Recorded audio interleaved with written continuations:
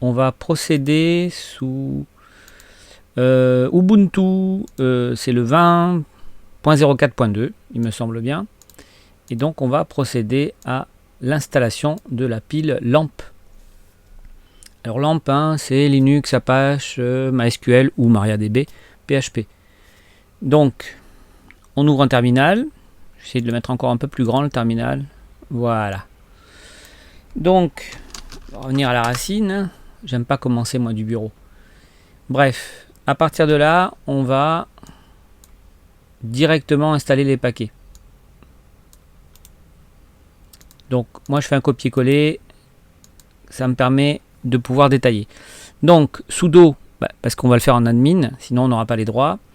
On lance aptitude et on lui dit d'installer Apache 2, hein, le serveur, PHP, et puis ensuite les packages qui vont avec, c'est-à-dire le mode PHP pour Apache, le serveur MySQL. Alors si vous voulez MariaDB, vous mettez MariaDB-serveur et PHP MySQL, vous mettez PHP-MariaDB, hein, si vous préférez MariaDB. C'est parti, on lance. Donc le mot de passe administrateur, puis on le laisse travailler, on répond oui.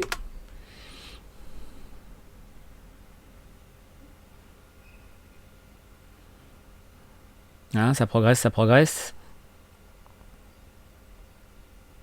Ça va assez vite, hein, l'ensemble. Hein.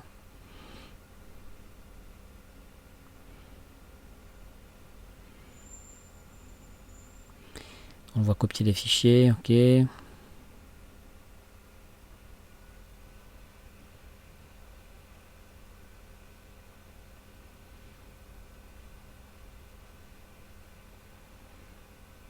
Petit effort, t'as 88%.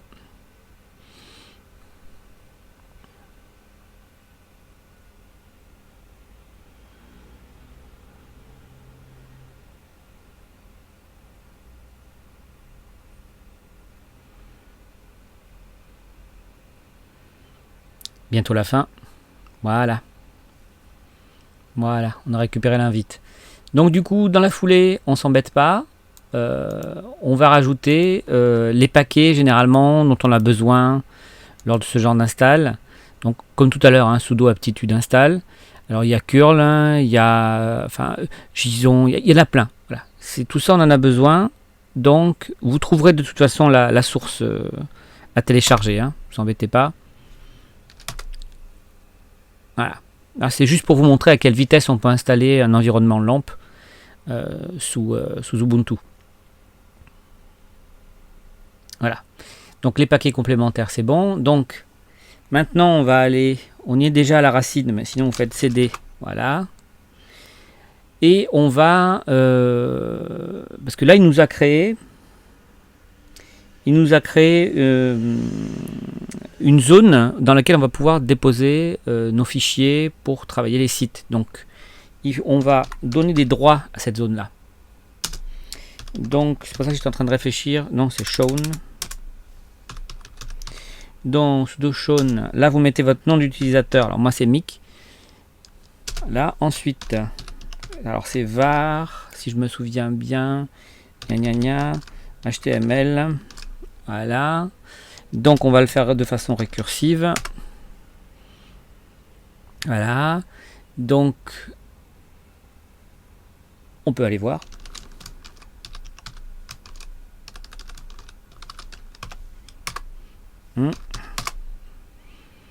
Donc on a bien un fichier index HTML. Ok, super.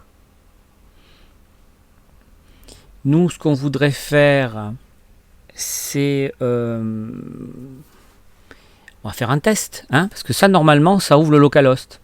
Hein. Si on va... on prend un navigateur.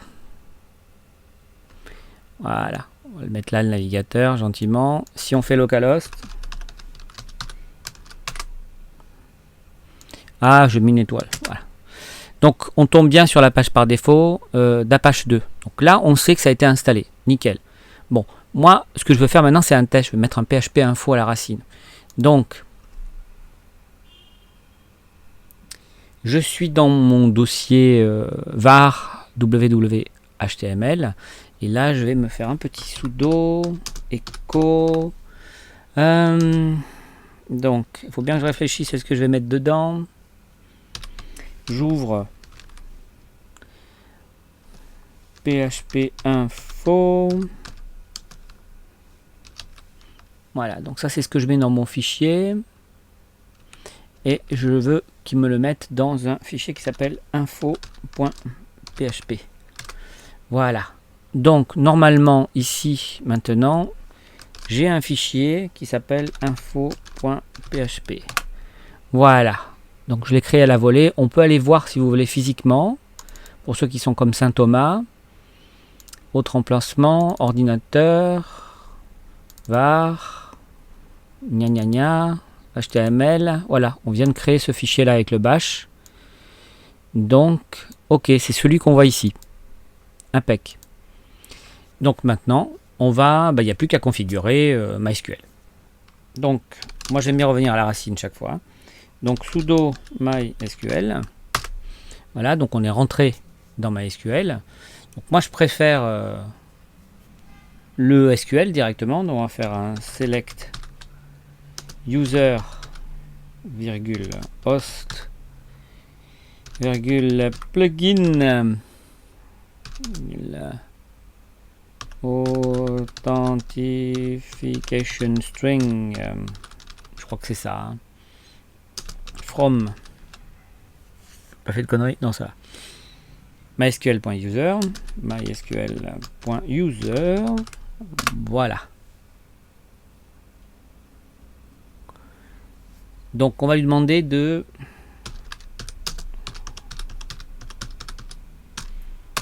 lister les bases de données. Ah, il me fait une erreur. Non, alors show, on recommence, hein. Databases, je crois que c'est au pluriel.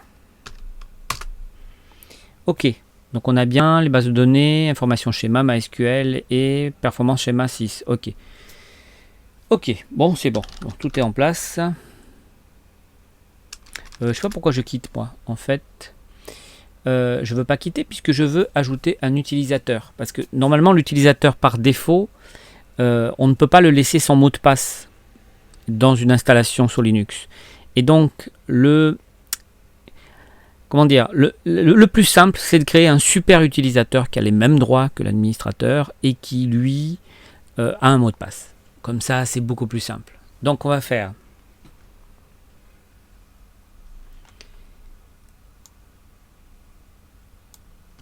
ce que je faisais tout à l'heure. Donc, je vais le recoller, ça ira plus vite. Voilà, select user host plugin authentication string from.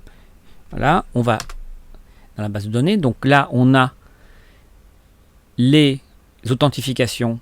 Hein, on le voit, il est là, hein, root, socket. Donc, on va rajouter le nôtre. Donc, on va faire un create user.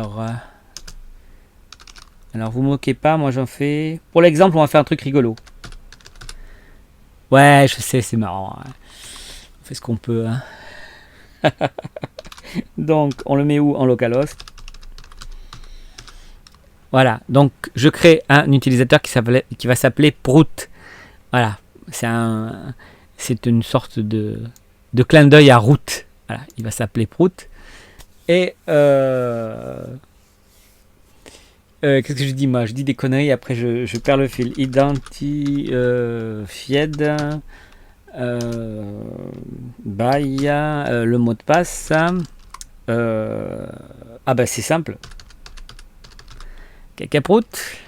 Je suis con. Voilà. Donc on va lui donner tous les privilèges. Donc c'est un grand all privilèges. On sur quoi on lui donne les privilèges? Eh ben tout. Voilà. Tout. Notre fameux utilisateur Prout. Alors là, faut pas se planter, hein, parce que si vous plantez là, vous sortez plus. Local host. On vérifie, on relit avant de lancer. Grant all provolège, vous voyez, il y a toujours des conneries. Hein. Quand on fait pas attention, on dit des conneries, et voilà.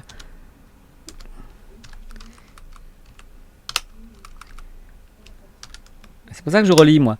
Donc, all, privilège. Privilège.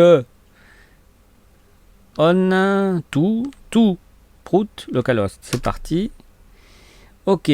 Donc, on lui met tout. Donc, on pousse. Flèche privilège. On pousse pour que ça se... Hop là. Ok. Super. Et donc maintenant, on va re-regarder notre tableau là pour voir s'il y a un nouvel utilisateur. Donc on fait comme tout à l'heure. Alors je vais pas me faire chier. Je vais le copier-coller de tout à l'heure. Voilà. Et donc ce coup-ci, on voit bien qu'on a un prout localhost. Voilà. Qui s'est bien rajouté à côté de notre route. Voilà. Donc normalement, on devrait pouvoir se connecter avec ce nouveau utilisateur. Voilà. Donc, si on a fini, ben on quitte. Tout simplement. Voilà. Donc, dans la foulée, eh ben, on va aller installer phpMyAdmin. Donc, sudo apt install, donc sudo aptitude install phpMyAdmin. Voilà, et c'est parti. Donc, oui. Alors là, attention, là il y a un piège. Vous voyez, là, je me déplace avec les touches, avec les flèches du clavier. Mais ici, il faut faire espace. Parce que si vous ne faites pas espace, il n'y a pas la petite étoile et ça ne marche pas. Ensuite, tab pour aller sur OK et entrée. C'est ce qu'on n'apprend plus maintenant. C'est de pouvoir naviguer au clavier. Donc là, le paquet a besoin d'une base de données installée. Vous devriez choisir cette option. OK. Faut-il configurer la base de données de phpMyAdmin avec si tu veux. Mot de passe de connexion MySQL pour phpMyAdmin. Bon, ben là, choisissez-en un. Mais surtout, comment dire, notez-le, quoi.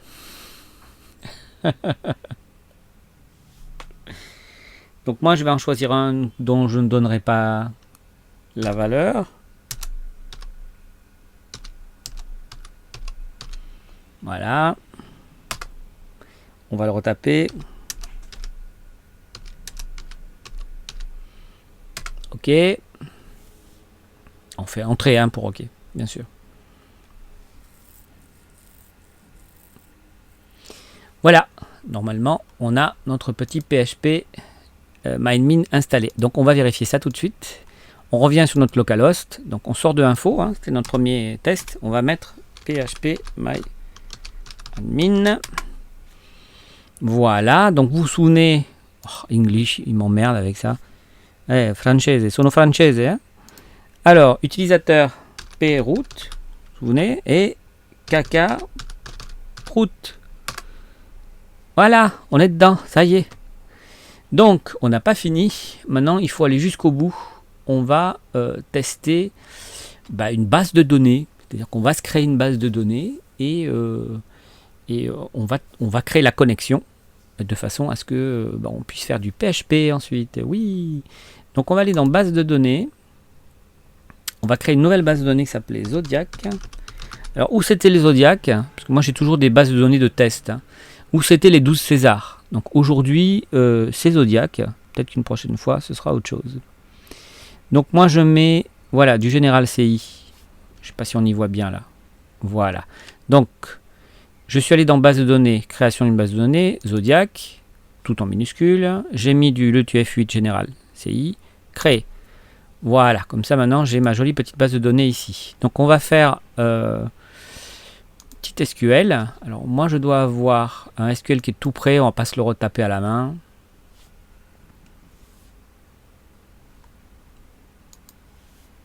Faut juste que je le retrouve.